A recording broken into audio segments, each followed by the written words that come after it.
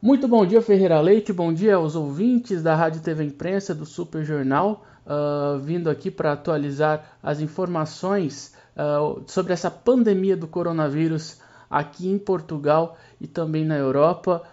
De acordo com as últimas atualizações, já são mais de 17 mil infectados, mais de 500 mortes.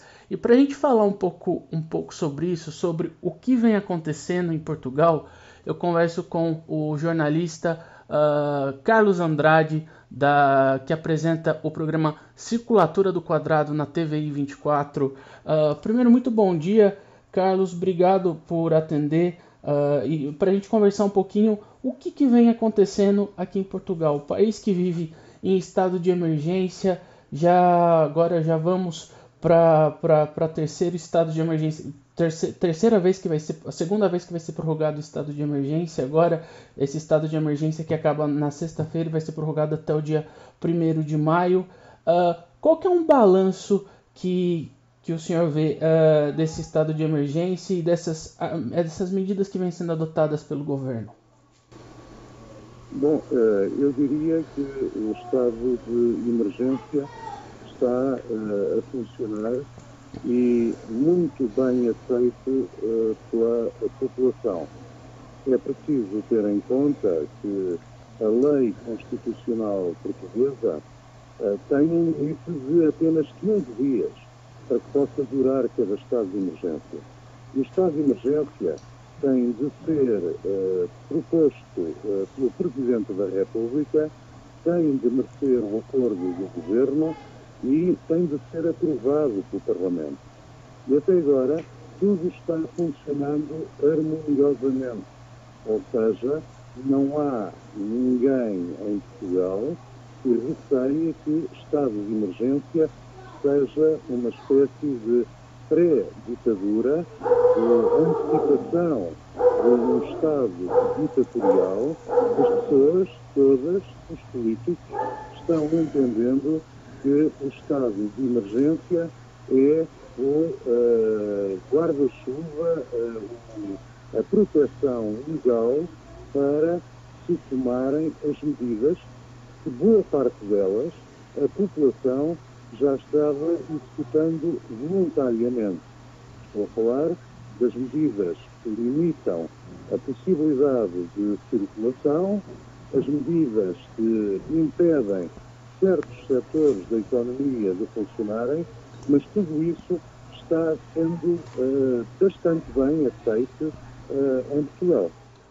Agora, Carlos, a gente vê vários países, outros países aqui da Europa, que tiveram número de infectados muito maior do que Portugal apresenta hoje. Portugal já ultrapassou os 17 mil infectados, enquanto Espanha e Itália demoraram para entrarem com medidas mais energéticas, como a quarentena forçada, entrar em estado de emergência também.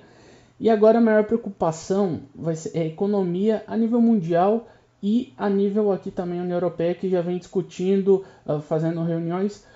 Qual que é o balanço e qual que é a previsão que você vê a economia a nível mundial, e como Portugal vai reagir nesses próximos períodos? Bom, a resposta é esta. Nós todos estamos navegando num mundo em que não há hortelanos, não há massas. A situação pode ser descrita como do tempo dos navegadores, em 1400, em 1500, que não tivessem os hortelanos, os mapas preciosos que permitiam poder navegar, que não tinham os astrolábios que lhes permitiam entender em que sítio estavam no oceano quando olhavam para as estrelas. Portanto, todo o mundo, nesta altura, está navegando num mar absolutamente imprevisível. E quando nós estamos num mapa absolutamente imprevisível, há apenas uma realidade que nós podemos conhecer. E que realidade é essa? É de que, para que nós possamos viver, e viver com uma economia saudável, que possamos ter uma vida agradável, a primeira condição é que nós cheguemos lá vivos, que não estejamos mortos, porque senão aos mortos de nada valerá o que resultar da superação da crise. Então a primeira prioridade tem sempre de ser com a saúde das pessoas, proteger as pessoas e, sobretudo, proteger os mais fracos, aqueles que são ou mais idosos ou que vivem em condições mais difíceis. Para ilustrar, por exemplo, uma imagem de viver em condições difíceis, basta pensar como vivem pessoas nas favelas, com 7, 8 pessoas vivendo numa habitação pequena e sem possibilidade de isolamento e de aplicar medidas de separação. Por exemplo, pessoas que nem banheiro têm ou kits sanitários para poderem defender-se da infecção, da pandemia. Então, isso significa que para nós fazermos uma previsão, um forecast, como dizem os americanos ou os ingleses, uma previsão do que pode acontecer, a primeira condição é tomarmos as medidas, não a pensar já na economia, mas a pensar primeiro em defender a saúde e garantir que as pessoas vão continuar vivas quando aparecer a cura ou a vacina para a pandemia. Agora, Portugal, até vários especialistas, vários médicos vêm elogiando a resposta de Portugal a essa pandemia. Com alguma dificuldade em ouvir a sua pergunta. Assim, estou ouvindo um pouquinho melhor. Pode recomeçar, por favor? Claro. Portugal, vários médicos, vários especialistas da saúde vêm elogiando a resposta de Portugal com relação a esta pandemia. Ou seja, por Portugal ter começado a fazer a prevenção mais cedo do que outros países da Europa, como foi o caso de Espanha e Itália, que já apresentam mais de 100 mil casos. Como é que o senhor, como um português, avalia essa resposta do país aqui de Portugal com relação à prevenção da pandemia do coronavírus?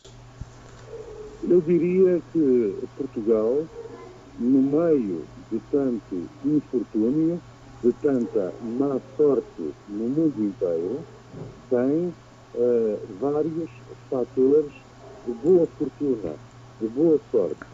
O primeiro deles é que há uma estabilidade política que faz com que o Presidente da República, o Governo, a Assembleia da República, os principais partidos da oposição, todos estejam falando a uma só voz e mantendo-se todos unidos, impedindo as discussões de pequena política que poderiam prejudicar a aplicação das medidas.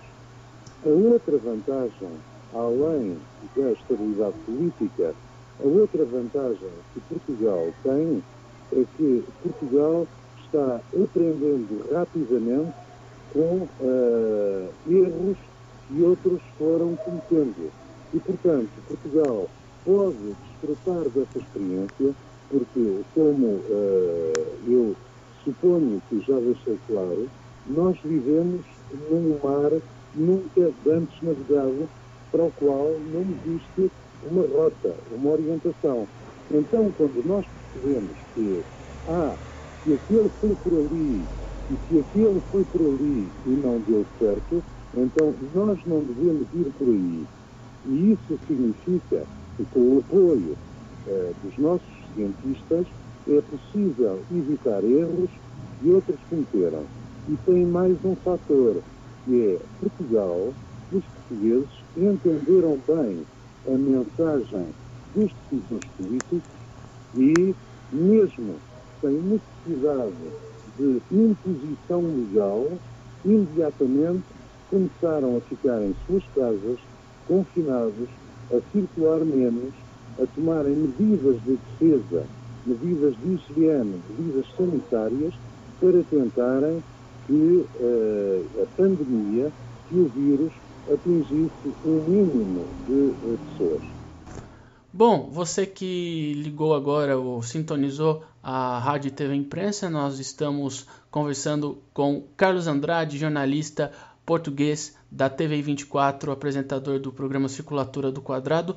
Agora, Carlos, a gente fala agora para um vasto público do Brasil, no qual divide muitas opiniões com relação às medidas que o presidente Jair Bolsonaro vem tomando. O ministro da Saúde do Brasil, o Mandetta, ele é a favor do confinamento, que as pessoas façam a quarentena, e enquanto o presidente Jair Bolsonaro vai na contramão de outros líderes mundiais e quer que o Brasil volte ao normal, que a economia não possa parar. Esse é o lema dele.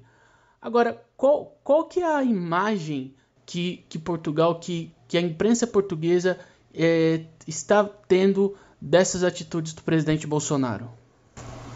Bom, eu consigo compreender o presidente Bolsonaro porque percebo que todos os dirigentes políticos em todo o mundo gostariam que isto, a pandemia, o vírus, não estivesse acontecendo. Mas ele está mesmo acontecendo. E nós não vencemos uma ameaça destas tapando os ouvidos, fechando os olhos em relação ao que se está a passar. Você não conhece, ninguém conhece, um dirigente político que não goste de estar associado a boas notícias, a um bom funcionamento da economia, a uma melhoria de vida da população, a uma melhoria de vida do seu povo. Ora, o que me parece que está acontecendo com o presidente Bolsonaro é o erro de colocar a economia à frente da vida de cada pessoa. Ou seja, esquecer-se que para que as pessoas possam usufruir dos benefícios da economia é preciso que saiam vivas desta ameaça. E daí que me pareça errado o comportamento do presidente Bolsonaro, não apenas a mim, mas à maior parte dos comentadores aqui em Portugal, porque há uma obstinação, como por exemplo Donald Trump também teve no Brasil. E, no entanto, o presidente Donald Trump já foi obrigado a recuar, porque o mundo não é como nós desejaríamos que fosse, o mundo é exatamente como ele é, e agora com esta tremenda ameaça que havemos de vencer, que havemos de superar, mas para poder festejar o triunfo, insisto, é preciso que todos estejamos vivos, ou pelo menos a maior parte de nós. E essa é que tem de ser a prioridade, e creio que é essa a razão até de conflitos internos no governo do Brasil. Quero agradecer muito, Carlos, por essa entrevista. Obrigado por falar conosco do Brasil. O Carlos, que apresenta há quanto tempo o programa Circulatura do Quadrado? Eu sou, como nós dizemos em Portugal, o moderador, o apresentador do programa mais antigo de debate na mídia em Portugal. O meu programa começou como um programa de rádio, hoje é um programa de televisão, já passou por vários canais. Este programa existe há pelo menos 30 anos. E aborda assuntos variados. Carlos, obrigado. Olha, fique à vontade para deixar uma mensagem para os ouvintes do Brasil que acompanham agora, te acompanham nesse momento, e agradecer mais uma vez por essa entrevista. Com todo o gosto, a mensagem que eu quero deixar é de muita força, muito ânimo para os ouvintes do Brasil e já agora, num cantinho especial do meu coração, os meus parentes brasileiros que porventura possam ouvir as palavras simples, mas sinceras e honestas que deixei nesta entrevista. Um grande abraço e sucesso!